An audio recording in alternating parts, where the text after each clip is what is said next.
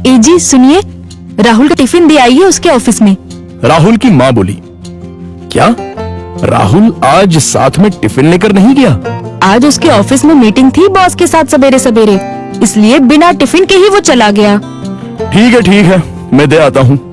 राहुल के पिता तैयार होने के लिए कमरे में चले गए। एक दिन पहले, माँ, मेरे दोस्त के पिताजी भी टीचर थे, उन्होंने देखो कैसे आलीशान बंगला खरीदा है, नहीं तो मेरे पापा, हम आज भी इस किराए के मकान में रहते हैं। राहुल गुस्से से बोला।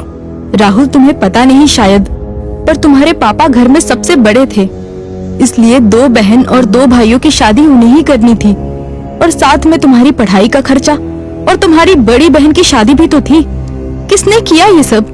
क्या फायदा इन सब का?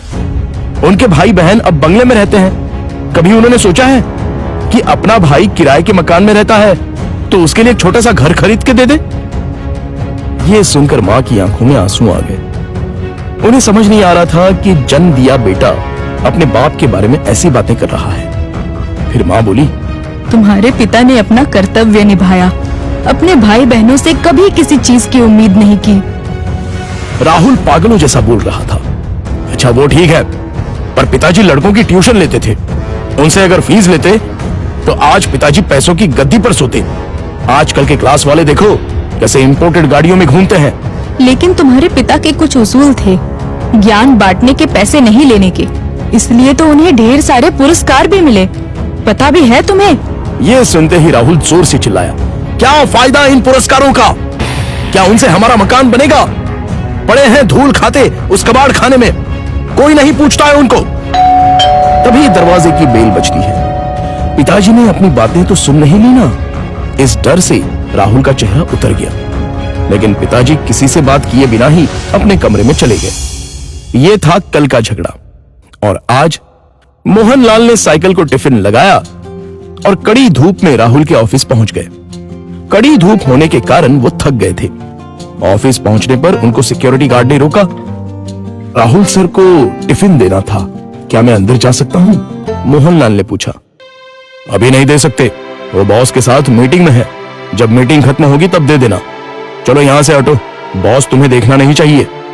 अगर बॉस को दिख गए तो मेरी हालत खराब हो जाएगी, चलो जाओ उधर, गार्ड बोला। मोहनलाल कुछ ही दूरी पर धूप में खड़े रहे। मीटिंग 1 घंटे से ऊपर तक चली। उनके पैर में दर्द होने लगा। तभी ऑफिस के केबिन का दरवाजा खुलने की आवाज आई। बॉस के पीछे पीछे राहुल भी आया। धूप में खड़े हुए पिताजी को देखकर वो मचलाया। चलते चलते बॉस की नजर मोहनलाल पर पड़ गई। गाड़ी में बैठने की बजाय वो वहीं खड़े रहे। वो सामने धूप में कौन खड़ा है? उन्होंने गार्ड से पूछा। अपने राहुल साहब के पिता हैं, टिफिन देने आए थे, गार्ड डरते हुए बोला। बुलाओ उन्हें। राहुल घबरा गया, उसके पसीने छूट गए। उसे अपने पिता पर बहुत गुस्सा आया। गार्ड के बुलावे पर मोहनलाल अंदर आए। बॉस उनके पास गए और बोले, आप मोहनलाल सर हैं ना? सरकारी स्कूल में आप ही टीचर थे ना? हाँ, पर आप कैसे पहचानते हैं मुझे? कुछ समझने से पहले ही बॉस ने मोहनलाल के पैर छुए। राहुल और सब लोग ये देखकर हक्का बक्का रह गए। सर, मैं विजय, आपका स्टूडेंट था। आप मुझे पढ़ाने के लिए घर आते थे। हाँ, याद आया। बाप रे, तुम तो बहुत ही बड़े हो गए हो। विजय मुस्कुराया और बोला, सर आप यहाँ धूप में क्या कर रहे हैं? चलिए अंदर बैठते हैं, बहुत सारी बातें करनी है आपसे। सिक्योरिटी, तुमने इन्हें अंदर क्यों नहीं बिठाया?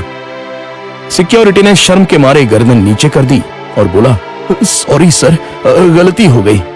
इस पर मोहनलाल बोले, इसमें इसकी कोई गलती नहीं है, आपको डिस्टर्ब ना हो इसलिए मैं ही बाहर खड़ा हुआ था। ओके। विजय ने मोहनलाल का हाथ थामा और उनको अपने केबिन ले गया। बैठिए सर, अपने कुर्सी की तरफ उंगली करते हुए विजय बोला। नहीं, ये कुर्सी तो तुम्हारी है। मोहनलाल हिचकिचाहट से बोले, सर आपकी वजह से ही तो ये कुर्सी मुझे मिली है, इसलिए इस पर सबसे पहले आपका हक बनता है। विजय ने जबरदस्ती मोहनलाल को अपनी कुर्सी पर बिठाया। शायद आपको पता नहीं, लेकिन अगर सर नहीं होते तो आज ये कंपनी नहीं होती और मैं अपने पिता के साथ उनकी दुकान में बैठा रहता। विजय ने अपने साथियों से कहा। राहुल और मैनेजर आश्चर्य से देखते ही रह गए। स्कूल के टाइम मैं एक एवरेज स्टूडेंट था, मुझे पढ़ाई में दिलचस्पी नहीं थी। मार्क्स कमा रहे थे, इसलिए मेरी माँ मुझे सर के पास उनके घर ले गई और ट्यूशन लेने के लिए कहा। पर सर के घर पर जगह नहीं थी, इसलिए वो हमारे घर आकर मुझे पढ़ाने लगे। लेकिन सर ने कभी फीस नहीं ली। सर के पढ़ाने के तरीके से फिर धीरे धीरे मुझे पढ़ाई में रुचि आने लगी और मैंने 10वीं में दूसरा नंबर लाया। ये देखकर तो मैं हवा में उड़ने लगा। My goodness! पर सर ने कभी आपसे फीस नहीं ली? मैनेजर ने पूछा। मैं मां के साथ मिठाई लेके सर के घर गया। मां ने 50,000 का चेक सर को दिया, लेकिन उन्होंने वो नहीं लिया। तब सर ने एक बात कही थी जो आज भी मुझे याद है। सर ने कहा था, मैंने कुछ नहीं किया, आपका बेटा ही होशियार था। मैंने सिर्फ उसे रास्ता दिखाया है और मैं ज्ञान बेचता नहीं हूं, दान करता हूं। फिर मैंने 12th करने के बाद MS किया और अमेरिका जाकर पढ़ाई की और वापस आने के बाद ये कंपनी स्टार्ट की। एक पत्थर को सर ने हीरा बना दिया।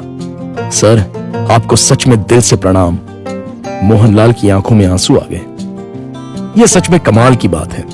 बाहर दुनिया में पढ़ाई का बाजार चल रहा है और इन्होंने बिना फीस लिए पढ़ाया। मान गए सर आपको। ऐसे लोग उसूल के पक्के होते हैं। इन्हें पैसों की और पुरस्कार की भी चाह नहीं थी। इन्हें तो बस अपने स्टूडेंट का भला हो, यही दिन रात सोचते थे। सही कहा सर आपने। ऐसे लोग तो दुनिया में बहुत ही कम होते हैं। सर, क्या आज आप उसी किराए के मकान में रह रहे हो? मोहनलाल की जगह राहुल ने ही जवाब दिया। हाँ सर, उसी किराए के मकान में रहते हैं।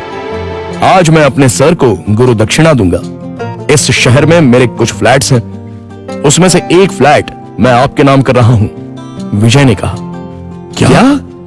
मोहनलाल और राहुल एक ही साथ बोले। इतनी बड़ी गुरु दक्षिणा मुझे नहीं चाहिए। मोहनलाल बोले, सर प्लीज ना मत कहिए। काम के चक्कर में मैं अपनी गुरु दक्षिणा देना भूल गया था। बहुत बहुत शुक्रिया सर।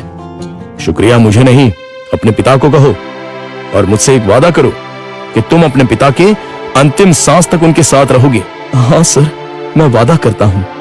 राहुल इमोशनल हो गया और उसकी आंखों से आंसू आ गए। तो दोस्तों, आपसे गुजारिश है कि कभी भी अपने पिता से यह मत पूछिए कि उन्होंने आपके लिए क्या किया और क्या कमाया है। जो कुछ कमाना है वो अपने दम पे कमाओ। उन्होंने हमें जो पढ़ाई और संस्कार दिए हैं वही आपको कमाने में मदद करेंगे। धन्यवाद।